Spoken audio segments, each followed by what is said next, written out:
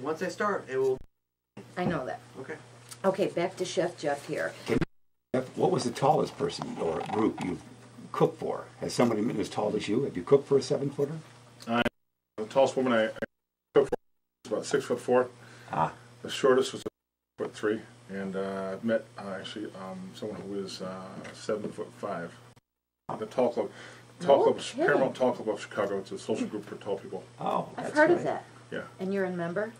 I was not currently right now. You're not tall enough anymore, huh? The tallest man, that gentleman beat me out a couple years ago. Why don't you with the bulls? That would be fun, wouldn't it? That'd be great. Yeah. Let's set that up. Or I could make like the tallest stack of pancakes with cooking with the bulls. Yeah. I'm there. Give me Guinness. Nice. Yeah. I'm there. Yeah. I love pancakes. Maybe I need a special dispensation for the carb overload, but I don't care. Okay, listen, you say you had a rough time gaining your fellow chefs' respect because of your height and everything, and how did you do it? How did you go about gaining their respect? Actually, I felt like I had to kind of work harder almost, and kind of run circles around them, and then and then eventually, they did come around, but they just felt like they were intimidated by my height, and they right to my face and say, "Chef Jeff, you're really tall. You're not playing basketball, but you're a chef with me, and I'm really intimidated by you." Why? And I get that all the time, and I don't know why. It's weird, and then I don't feel it, but I'm 5 foot tall. So, but anyways, and I used to get that in the kitchens, especially with chefs. But after a while, I would gain the respect, because I would jump in and start cooking, and you perform. I performed, yeah. Mm-hmm. They finally realized that I was serious to be a hardworking chef, and that I could do what they could do as well. And I finally gained the respect. And right now, it's perfect. It's great. Never any issues. But back in my early stages of my career, it was horrible. So I just had a lot of. It's horrible for a lot of us who are different. Yep. I don't know what it's like to be tallest, but I do know what it was like to be different, and because I was always the fattest but most glamorous in the bunch, I felt that I had to overcome, because I couldn't control my weight most of my life, and I always felt that if I looked absolute, my most razor sharp, best hair, clothing, everything, one less thing people had to disparage me, Right. about with me, and sometimes it worked, sometimes it didn't, and you know what? I didn't care. You know what they say, if they can't take a joke, but I'm not going to say it, but Can't take the heat, get out of the kitchen. That's correct. You know what? That's what Or get out of my kitchen. That's what I always say. If you cannot take the heat, don't come into my kitchen, honey. Thanks, Harry. And some of those chefs are gone now, and not chefs anymore. They're lawyers and doctors, and I'm still a chef, and I overcame all those obstacles of being a tall chef in a kitchen that's not made for a tall chef. That were intimidated by my height, which was great. I know you've traveled and cooked in places like in Hawaii and Alaska and Wyoming, and we have 2 Hawaiian authors calling later on in the hour, so you'll have something in common with them. Yeah. Tell me where you've been in Alaska, because I've been there like several times myself, and I absolutely love the place. And guess what? You can see right my friend's house. I swear, at the world famous fishing lodge on the Kenai. Really? I swear, yes. Where'd you work? I was in Ketchikan, Alaska. Okay. Small town of Ketchikan, Alaska, and population of 12,000 people. It's by city. Yes. Yeah. And very gorgeous, absolutely stunning. It had like these right off the water. Fish for guests who come there to get salmon, and they had a restaurant there, and I lived on property. Lucky you. Right off of the water, they had these islands of huge trees, and you could take a tour. It was just absolutely stunning. During the I love it up there. During the summertime, it was like 75 degrees, and then of course the winter freezes up. But when the snow gets on those trees, on those islands of trees, it's absolutely stunning. The area you were in, you can't drive there really. You got to come by boat or plane, right? Boat, yeah. Yeah, I know. There's no roads that go into there. I have the proud distinction to have caught 2 king salmon. Wow. 48-pounders, yes. I've talked to a lot of guys who go to Alaska, and they tell me they can go 2, 3, 4 trips and not catch one. But Did you have them stuffed? No, I ate them. Oh, good. You pick them right off to the cannery, and what do they do? Skin them and vacuum sealed them and filleted them or steaked them or whatever the heck. Did you cook them? Yeah. Okay, just ask. Speaking of cooking fish, How about that lobster? How about that lobster dinner? I don't know. Find out. All right. You taught second grade class about healthy eating and healthy lifestyles, and how did the kids really respond to your program? Kids were very open to the all the new vegetables they'd never tried, and they were not hesitant or resistant to try broccoli or cauliflower or something that maybe an older child would not try. And they loved it. They had a blast and they had a great time. And those kids are actually eating sushi, and it shocked me because when I was in that grade, I Didn't even say it. We yeah. couldn't have They it. even have it? I think so. Jeff, We didn't even. Well, not in the Some of the Lincoln years I was in the office. Some of the kids were eating calamari already, you know, and I asked them what their favorite foods were, and some of them said calamari, sushi. Some said carrots and broccoli and cauliflower and That's great. pizza. So I was very Good impressed. signs. That's great. Good signs. I'm going back to teach a first grade class November 22nd. So I know that you have a children's comic book coming out, and I love your tagline, Getting to Know the Kitchen with Fun Recipes, and that sounds something like I need to read. Because back in the day, I was quite a gourmet cook, and I took a Chinese gourmet cooking course, but I've developed amnesia. So tell us a little bit about your children's comic book. children's cookbook is going to have some beautiful illustrations about the world's tallest chef, myself giving a tour of with some children to a larger-than-life kitchen, and everything's going to be big and amazing for the kids to see in the illustrations. It'll have family-friendly recipes for the kids to cook at home. With their parents? Yes, Yeah. and it'll be specifically healthy recipes. And the book will be about 40 pages long, and hopefully it'll be out soon, but I'm working on it right now, and it's been a labor of love, because I think it's going to be something different and something fun, and I don't think there's anything like it, and I want to get it into elementary schools. I even want to get it, you know, like worldwide, you know, I want to get myself out there and teach kids healthy cooking. So I got a couple more questions I want to ask you before we segue into our Hawaiian friends, because I think they're on the line. I know that you said that you have a rare cookbook collection. What is the rarest cookbook that you have in your extensive collection? I think the rarest one is Auguste Escoffier. Escoffier was like I heard about one of the Escoffier. founders, Yes. 1970s I think he was, founders of helping us. The way we cook now, mostly sauces that we create, you know, the cream sauces and the demi-glazes and the brown sauces that we make. He's one of the creators. And, how we Bless him.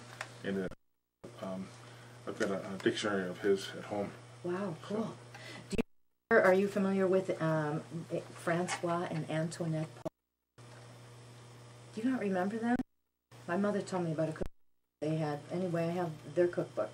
Really? Yeah, it's Interesting. an oldie. It's We an know oldie. Bracken. We talked about that. To cook. I'm Peg Bracken. Her daughter now has brought all her recipes back. Cool. You've heard of her, Chef? Yes, I have. Yes. Peg Bracken. She would wine the recipes. Listen, a couple more questions. You study food science. How much do you know about Fernan Adria movement in Spain? You know, why are you laughing? Because he deconstructs food and reinvents all sorts of new food techniques, and I love his imagination. From that restaurant. I mean, El Boule. Boule, yes. yes, that's it. He's a like a just innovator and just like likes to push the envelope for food and to push the limit to the next level of your I think he's incredible. of your palate. Yes. You know, and he's amazing, and he's like, I think his restaurant was rated like one of the #1 restaurants in the world. Yeah, it is. And I have his cookbook, and the cookbook's amazing, Ooh. but it's also very technical and difficult as well too. So I shouldn't buy it. No, you could, but he's revised it for home use, but it's an amazing cookbook. So Listen, I know you like to study marine life and specifically the beluga whales. Have you been to the aquarium to swim with the belugas and be a trainer? they wouldn't let me swim, but I was actually studying at the Shedd Aquarium through Western Illinois University, and I did that about 6 years ago. As a chef, I feel you always do something else, and that something else for me was my hobby of studying beluga whales. Because if you don't have something else as a chef, you know, you're gonna go crazy and become like Anthony Bourdain. You know. Excuse me. And get I cherry will as make well. sure to you, honey. I know. I loved it, and I had know. a chance to to know their names, know what they like to play with, they like to eat, observe how they sleep, And some of the whales will take watch, while the others, will just kind of rest for 15 minutes above the water with their blowholes so they can breathe. And the other ones will kind of take watch, to make sure nothing's going on. I got to learn their personalities pretty much, and but they didn't have a for me to fit in. Last October, I was one of the ones when they opened up the program to the public, and I was one of the first ones that got to do it. Really? Yeah. It's an amazing facility. I love them how they feel like a hard-boiled egg. Yep. Don't they? Yep. Slippery, wet. They do. If you peel an egg, take an egg out of the refrigerator, hard-boiled, you peel it, and you know how it's wet and slippery and the consistency? That's exactly what the belugas feel like. Am I lying? No. They're melons. You get to touch them, put your hands on their Amazing. teeth. Aren't they cool? Yeah. I know, I love them. The head veterinarian over there is Jeff also. His name is Jeff. Tell everyone how they can get in touch with you for more info on talents that you do custom. He does custom meals, special events, holidays coming. Jeff, do the work. Sure, thank you. Tell us. You can check me out on, you can go to Chef Jeff Goldfarb or my website. My website is www.worldstallchef.com, and I have a lot of recipes on there. Some are healthy, some are diabetic, some are really classic recipes as well too. And I've got a lot of pictures on there. So it's a fun website. You should check it out. And it is a fun website. Yes. And thanks for coming on my show today. Please stick around while we talk to the Hawaiians. Thank you. You're listening to the Laura Dion-Jones Show on WRMN, and thank you. Thank you for having me. It was fun. Are you kidding me? Yes, it's a ball. Our next guest lives in Cali but calls Hawaii her heart home, and together with a Hawaiian friend have written a charming book about the whole place, and it's called Practice Aloha, Secret Life Hawaiian Style. And let's give a warm welcome to Barb Santos. And is Mark Ellman with you? Mark is not with me, no, but me, Barbara Santos. I got to tell you something. I heard your voice last night for the first time on the phone, and you sound exactly like Marilyn, our mutual friend. Yeah, I do, actually. You do. Marilyn Katzman sounds like the girl who tap danced on the top floor of the Golden Gate Bridge. Oh, yeah. She's crazy. She is absolutely nuts.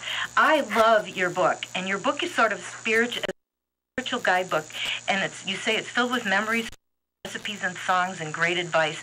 Tell us why you and Mark write it. Well, Hawaii, you probably recognize the term haole, and that's someone who's not born to Hawaii, lives there and loves it, but still is not born to Hawaii. So Mark and I have gotten so much living in Hawaii. I lived there for 15 years, and he's been there 25. We wanted to spread the word about what it means to practice aloha, but more important, that anyone can practice anywhere on Earth. What exactly is aloha? Aloha has a lot of different meanings, and of course most people are familiar with hello and goodbye and love. But it's really a more word. It means the breath of life, the spirituality within all of us. I got a chance to read through some of your book and last night, and I am going to read through more of it, but I want to say, bless me, Father, for I have sinned. I have had an aloha moment today, an opportunity, and I chose to ignore it. I'm going to do. What was your aloha moment? My aloha moment would have been, there was a real snotty woman at the health club, and I was talking to her, shushed us. The last time she shushed me, see, she's a chronic biddy, and the last time she shushed Clara Leos, Dr. Clara Leos was my guest, and we were rowing, and we were just jacking our rowing along, and this woman was sitting behind us on one of the bikes, and she shushed us. And so today I just did not practice self-control. Everything I learned last night in your book about practicing my aloha moment went out the window because I wanted to wring the woman's neck. I was a little overstimulated on caffeine. Did I say more? Okay, blame it on the caffeine. But that's probably why we called it practice aloha, because you have to practice. Aloha's perfect. We're not perfect. We've got to practice aloha. I get it. And I had a moment just today, too. I was getting off the BART train, that's our mass transit around here in San Francisco Bay Area, and just almost walked into me. I was getting ready to be annoyed just as you were, and she looked at me and she said, I love your hair. And I said, white. Hawaii. In Hawaii, people do that all the time. They'll stop and say whatever good thought they have. But I find here on the mainland, we're taught to not interact with people, good or bad. I do that all the time to people, but that's considered practicing aloha. If you communicate with people and show them what's inside your heart, that's aloha. Oh, I lost it. I have You'll aloha. get it back. No worries. You say aloha is... Now, if I say that again, because can I tell you what I told her? Say. Madam, complaints go 2 ways. And then I gave her the... Gesture. Gesture, not the gesture, but the gesture. The 2-way gesture, the back and forth. That's cute. So I thought, shoulder. I showed her. But you know what I might do next time? Her in the club, I might tell her with my finger. Nice hair. Exactly. On what occasions do you lie when I have to? Go ahead. I'm sorry. You say aloha is the second law of cardinal virtue. Is honesty, simplicity, faithfulness, walking your talk with truth as your most important attribute. When you have a choice to either be right or be kind, always pick kind and practice aloha. Yes, you're reading from our introduction to the book that was written by Dr. Wayne Dyer. He just wrapped it all up and made it more than just a gift book. He turned it into something that had so many levels. Is the same as the golden rule, any other culture that practices being to one another. What's your favorite story in the whole book? Oh gosh, there's so many. I know. For so many different reasons. One of the ones I love the most, though, is Jay Laren, who was sort of, you could call him a Don Ho kind of guy. If you lived in during the 80s, he's the guy you would have seen playing at the piano bar at the Waikiki hotels. Mm-hmm. And he's quite famous here in Hawaii. And he ran into a Hawaii prophetess seer whose name was Pilahi Paki. And she was the person who helped Hawaii transition from being Hawaii with its culture into being one of our states, the state.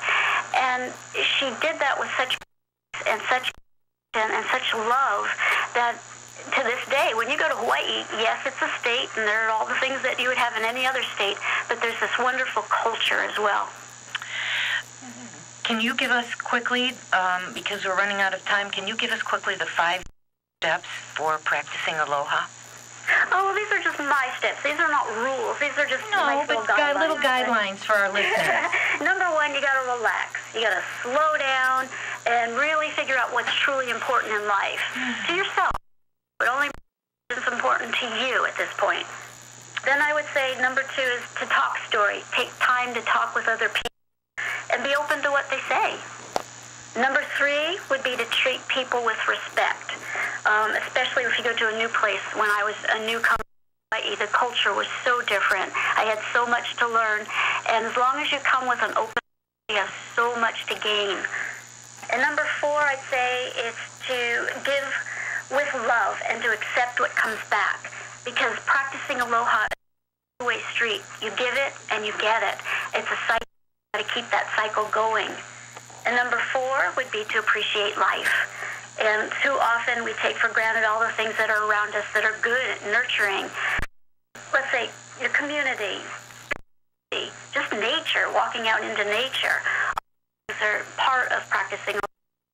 I think your book is terrific. I loved reading through it, and I can't wait. I'm going to finish it over the weekend. I'm glad you enjoyed it, Laura. Yeah, we have 150 folks in there. Some are famous. Some are like Mick Fleetwood Mac, and the new governor is in there, those sorts of folks. And then there's a crossing guard who helps the kids cross the street in Lahaina. It just runs the gamut. It's a cool book. I like it because it does run the gamut. Where can folks buy Practice Aloha? Well, of course, you can always get it at Amazon.com. You can order it at your local bookstore, Borders, those kinds of places. Or you can go to our website. That's www.practicealoha.org. What do you want listeners with before you go? Just to be good to each other and every day and practice aloha. I can't thank you enough for being a guest. And for chatting with me. And I loved your book. And give Marilyn a big will you please, when you see her, will. tell her I adore her. Sweetheart. She is. Thank you so much for coming. Thank you for having me. Good luck with your book. Bye-bye. Bye. That fun. The book is adorable. The book is darling, and it really made you think, but I lost it this morning with this woman. It was preconditioning and caffeine, I'm sure. So on that note, I think we'd like to thank everyone with us today, my whole gang, Jeff, Mike, Julie, Valerie. Jeff, doesn't this hour go fast? I know, it's like over. And I really want to thank our special guest, Jeff Goldfarb, the world's tallest chef. I hope you come. I have like 20 more questions, if you can see my sheets here. And Barb Santos, who just called in, and she's one of the authors of Practical Secrets to Living Life Hawaiian Style. And even if you don't go to Amazon to buy the book, go get it from your library, because it's worth a read, especially in this fast pace that we use today, you know. And I wish all the best for everyone, and thank you all for being with us. And of course, thank you to all of our loyal listeners. We appreciate it like crazy. And to all my wonderful Elgin's Biggest Losers, get out and do it for the health of it. This ain't a dress rehearsal. You only have 5 weeks to go, like 8 after this week. Next week's guest, what am I saying? November 10th, it's my 1-year anniversary show. What? Yeah, God, Really? God only knows who's going to show up. Who knows? 1 year. And we hope you will, and as usual, we'll have some more interesting things in store. So call and say happy anniversary if you feel like it. And join us on November 17th. We're going to have a special feature, a show featuring bullying and prominent people from around our community, like Diana Ortega, Executive Director of Elgin Youth Leadership Academy, Steve Johnson, Principal of the Highland Elementary School. John Dalton's going to be here, and some from U46 to talk about their policies and talking about positive behavior interventions. And on December 8th, author and attorney Bruce Steinberg, who's got a new book out and quite an interesting story to tell. And today's show has been brought to you by, she has a large Medicare practice, Dr. Clara Layetz. Her office is right there, 2001 Larkin Avenue. Call 847-888-9988. Also, the good folks at the YMCA, swim lessons and more. Give them a call at 847-888-7410. Laura. I learned to swim at the Y. Did you? Yeah, I'm an awesome. You didn't yell at awesome anybody, did you? You didn't lose your temper? No. Okay. No, just today. I didn't yell at the woman. I just kind of was P.O.'d. Well, P.O. It happens. You know what I mean? It's a workout. You're special territory when you're working out. Yeah, but to shush us like we're at the opera? Come on. Oh, it has been known to happen. My grandmother shushed me once. Yeah. Once. That was Passed away. what happened to Grandma? She's gone now. We don't talk about that. I think you were on something like 48 hours. Grandma disappears mysteriously. Shushes grandsons. Never heard from again. Saturday night CBS, you know. Seen that one, yeah. Yes. And oh, you know what? Don't let me forget to thank Snobhound Star. Thank you, Meet Star and the Karen, but for canines. And thanks again, Casey, for making this show and all of our shows possible. It's already going to be a year next Wednesday. Every day is a new beginning, so make the most of it. And that's no BS, kids. It's our honor to be here. Please spay and neuter your pets, dysfunctional friends and relatives. And everybody laughs when I say that, but you know what? If you have friends that work in rescue, you'd be singing the same song. And thanks to all the guys in the studio with me. Again, Jeff, Mike, Julie, Valerie, our guest, Chef Jeff, world's tallest chef. It was a pleasure to meet you, sir. Thank you. It was fun. Thank you. And we'll see you next week, same time, 3 to 4 p.m. Central Standard Time, same station. WRMN 1410 AM on your radio dial, where else? Or on the internet, WRMN1410.com. This is the Laura Dion-Jones Show. I am Laura Dion-Jones. Thank you so much for listening. Go Elgin's Biggest Losers. Always dream bigger. And let's really work hard to end all wars. See you next week.